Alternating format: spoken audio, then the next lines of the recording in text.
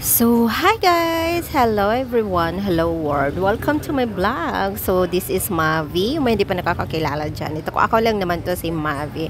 Ayan. Don't forget to follow my reels, my page, Mama TV, and also my YouTube channel, Mavi Vlog. Ayan, Mavi Katubel Vlog, also my TikTok. So, anyway guys, today's video is mag-yeyesan kami dito ng coworker ko kasi na-miss ko mag-yesan. But before that, balik tayo sa umpisa. Ito, yung mga kaganapan ng buong araw ko. This is my routine everyday. Dahil nga sa maulan, guys, ang hirap talaga magpatuyo ng damit. So, every morning when I woke up, ayan, maglilinis ng bahay, maglalaba ako dyan muna bago papasok sa work ko. So, ayan, nakikita nyo, maulan, malakas yung ulangan lagi dito sa amin Tagulan. So, ayan nga po, magwawash muna ako dyan. Pero kasi marami akong labahan, habang naglilinis ako, magbababad lang ako dyan ng aking mga labahan. So, ayan, tapos na ako. Ang bilis, nasampay ko na. So, pagkatapos habang naglalaba ako dyan, ayan, naglilinis ako sa mga kalat ng mga makukulit na to, while nagsasaing din ako ng aking saging saba na dadalhin sa work. So, ayan, tapos na maglinis. So, ayan, nakaligo na ako dyan at nakaready na ako papunta sa work. So, ayan, ito yung mga kaganapan sa daan papuntang work ko. So, sobrang malakas yung ulan, mabaha sa daan. So, ingat sa atin lahat, yung mga pumapasok everyday na basa, maulan, basa yung daan kasi madula. So, kailangan natin mag-ingat lagi. So, ito po yung daan papunta sa amin. So, ayan, sira yung daan, tapos lubog minsan pag malakas yung ulan. So, dito kasi ginagawa yung kabilang daan. So, ang hirap talaga, nakakatakot, kaya ingat-ingat lang tayo. Nakikita nyo naman na sira yung daan dito sa amin papuntang work. Ayan, ito po yung papuntang Dika Clark. So, ayan, nagpapatid ako dyan kasi mas makakatipid at mas mabilis para hindi ako nalilate sobra sa work. So, anyway, dahil tag-ulan, kailangan natin dyan lagi may raincoat. Yung mga walang raincoat dyan, kailangan nyo order na kayo ng raincoat sa Shopee para hindi kayo nababasa pagpasok sa trabaho, lalo na yung mga estudyante natin. So, kailangan natin yan, yung raincoat. So, ayan, on the way na nga ako dyan, papuntang work.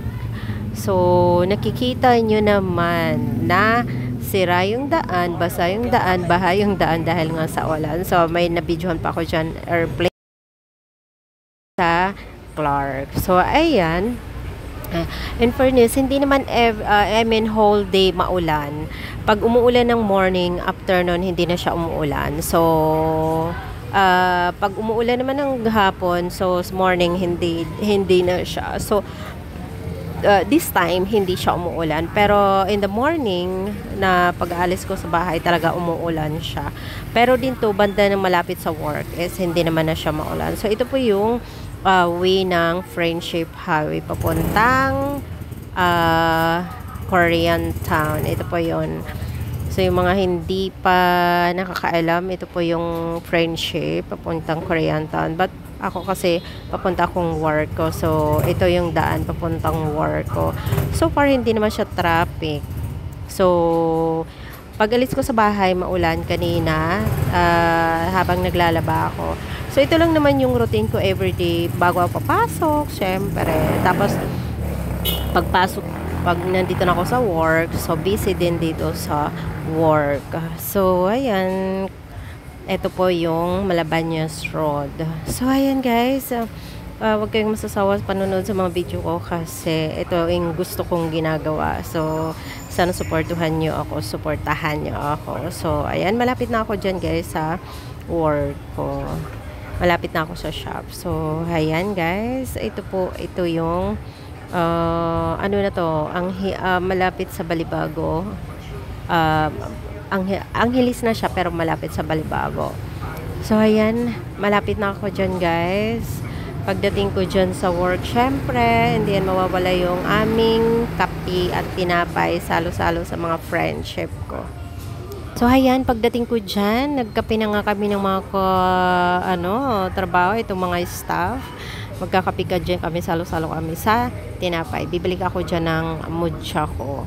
Tapos si Kuya Jun, sige, ang sarap kaya magkape ng salo-salo ng marami kayong sama-sama. So, konting katuwaan, syempre, habang nagkakape, nag-aalmusal, busy yung mga, sa cellphone, as usual, laging cellphone, maski kumakain, cellphone pa rin, o, 'di ba? Nakikita nyo, cellphone.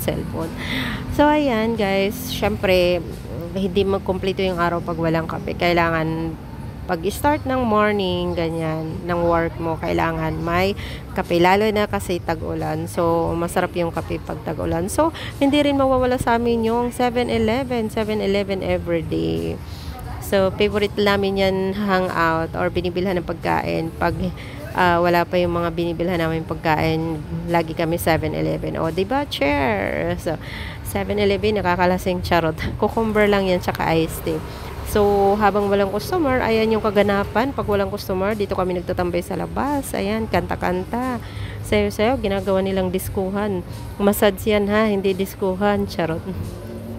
Huwag masyadong nagdidisco. Ay, naku, mga pasaway yung therapist. Hindi, katuwaan lang naman yun, syempre.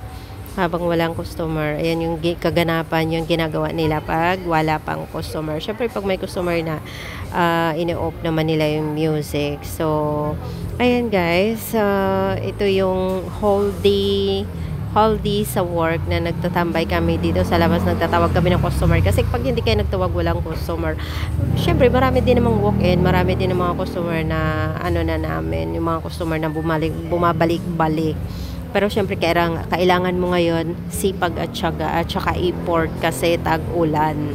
So mahina pa yung hindi pa mataas yung season ng business ngayon. Mahina pa yung mga business ngayon kasi tag-ulan. So wala pang mga turista. So ayan, dahil walang customer, ayan yung kaganapan. So pagkatapos naman ng work, naisipan namin ni Sheila na yasan kasi nakatip kami, so nakatip siya, so mag-share kami dyan ng sa Yesan. So ito po yung walking street. Syempre bago ka makapunta sa Yesan, magwo-walk ka dyan kasi bawal yung sasakyan sa walking street kasi tinawag ang walking kasi walking siya. So ginagawa din yung daan dito sa walking street. So ayan guys, makikita nyo maraming mga beautiful girl at mga handsome guys, yung mga gustong makapunta dito sa walking street, punta na kayo, maraming mga sexy ladies. So anyway, nandito na kami sa Yesan. Welcome Yesan, favorite naming restaurant, kinakainan ng mga kiddos ko. Ayan po yung Yesan restaurant, open siya ng 24 hours. So, kaya favorite namin dito at marami talagang tao. Minsan haba ng pila dito, pinipilahan talaga. Kasi masarap naman talaga yung pagkain nila dito. Ito yung si Kuya, taga Samar to, kaibigan kong waitress. So, marami akong kaibigang waitress dito. Kilala na kasi ako kasi lagi kami kumakain dito. Ito naman yung mga choices ng mga menu nila. So, marami silang choices guys. Syempre, Korean food. Hindi mawawala yung kimchi. Ayan, yung chicken kimbap, ramyun, ayan, samche. So, mura lang siya dito. Sulit talaga yung 1,000 mo, busog ka na guys. Kasi, mura lang yung pagkain dito at masarap pa.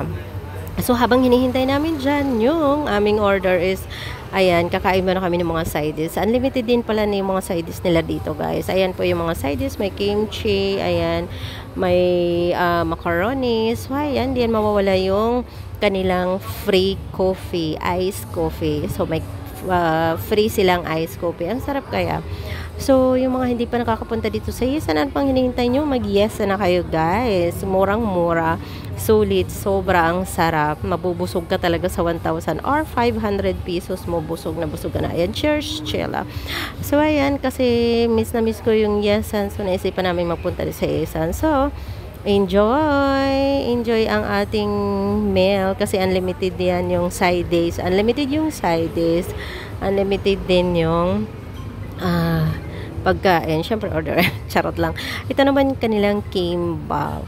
Ano yan? Kimbap tuna. Marami din naman silang choices sa kimbap. Pero ito ang sobrang sarap niya. May cheese at saka tuna. Yung tinatawag nilang special kimbap. So, ayan. Kainan na.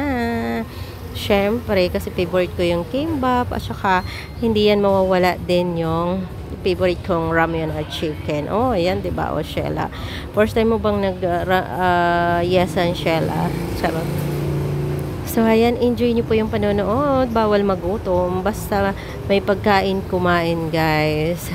Yung mga, ano naman, yung walang pambiling pagkain. So, ayan, wait lang. Makakabili din kayo ng pagkain. So, anyway, arrived na ang chicken. Ayan na po yung chicken. In order namin yung chicken, it's isang order, pero yung isa is fried, walang sauce. Yung isa naman may sauce. So, sobrang sarap ng chicken nila, guys. Kasi, tender siya. Tsaka, ang yung, ano niya, yung lasa. Mas masarap pa yata kaysa Jollibee. Basta, punta na lang kayo dito sa Yasan. Kasi, para nyo naman matikman kung gaano sila kasarap. O, diba, yung sauce nila masarap. Ito naman, sabi ko, videohan kita habang sinusubo mo yung chicken na may lampas na sauce sa bibig.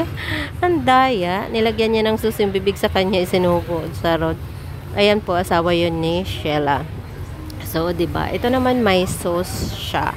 Spicy yung sauce. Yung mga hindi mahilig sa spicy, meron din naman sila original. So, meron din silang samji. So, marami silang choices dito. Siyempre, mag-choose ka lang sa food na gusto mo. Favorite namin talagang pinupuntahan dito.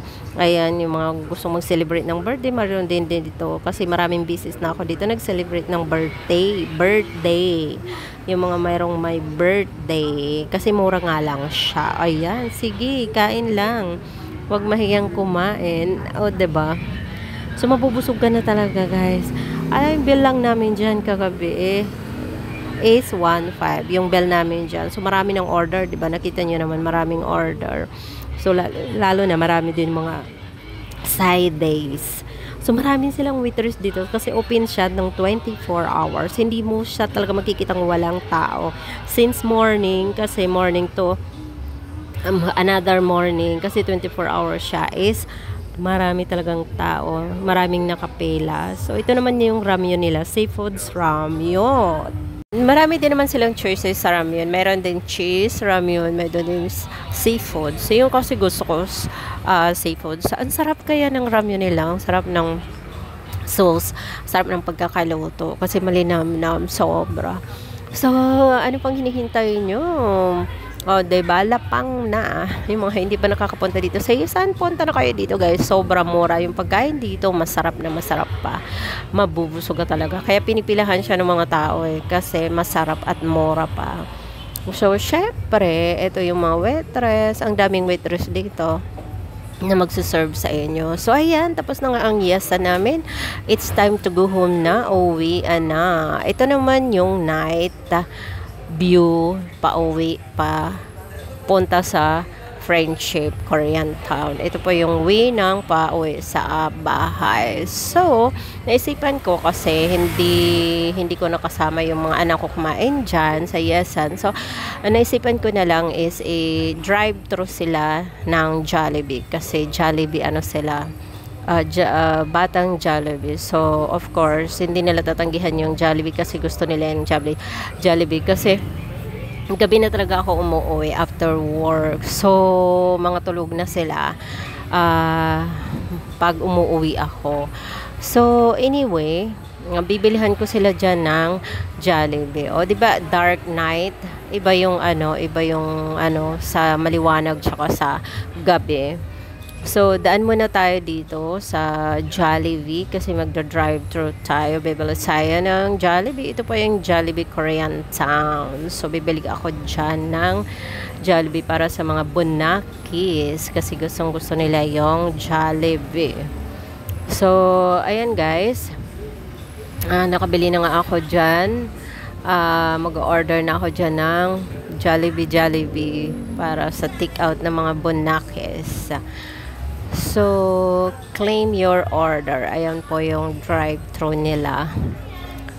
So, ayan. Kasi tulog naman na yung mga anakis. Gigisingin ko dyan pagdating sa bahay. Kasi, hindi nila tatanggihan yan. Of course, magigising yan sila pag naamoy nila yung amoy ng Jollibee. O, diba?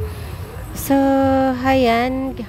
Nandito na nga kami sa bahay. Nakarating na kami sa bahay. O, diba? Binili ko dyan bakit Jollibee, chicken at saka Jolly Spaghetti. So, di ba nagising sila, mga tulog na yan. Pero syempre, namoy nila yung Jollibee, so nagsigisingan. At ako naman, dahil natatakam ako, hindi ko rin pinalampas na hindi tumikim ng spaghetti at chicken. Kasi favorite ko rin yung spaghetti nila at saka chicken. So, syempre, makikikain din ako. Kay batang Jollibee din to. O, diba? Favorite ng Pilipino yan. Chicken, chicken, chicken, joy, and jolly spaghetti. O, diba? Ang sarap. O, saan ka pa? Kasi sabi ko sa inyo, pag amoy ng Jollibee, hindi mo talaga matatanggihan. Aywan ko ba, yung iba ayaw nila. Pero ako kasi, masarap din nila, lalo na yung rib part. Ang sarap ngat-ngatin ng buto kasi crunchy siya, tsaka malinam-nam. So, syempre, titikman ko rin dyan yung spaghetti. Kasi masarap yung spaghetti ng Jollibee. So, anyway guys, 'di ba? Lapang. Laki ng bunganga. O, 'di ba? Ayan yung spaghetti ng Jollibee, guys. So, ano pang hinihintay nyo? Kain na rin kayo sa Jollibee. Yung mga hindi pa nagkakakain ng Jollibee, mag-Jollibee na rin kayo. So, ayan. Kasi nagla-live ako dyan. Pagkatapos ko pagdating ko sa bahay, bago matulog, magla-live muna ako after work. So, ayan. Tapos na ako kumain. So, guys, magla-live ako dyan sa Bigo. Bago matulog kasi yun na talaga yung routine ko. Yan, thank you so much for watching, guys. Thank you so much sa lahat ng mga nanonood at nagsusupport sa channel ko at saka sa reels ko, sa page ko. Thank you, love you, God bless.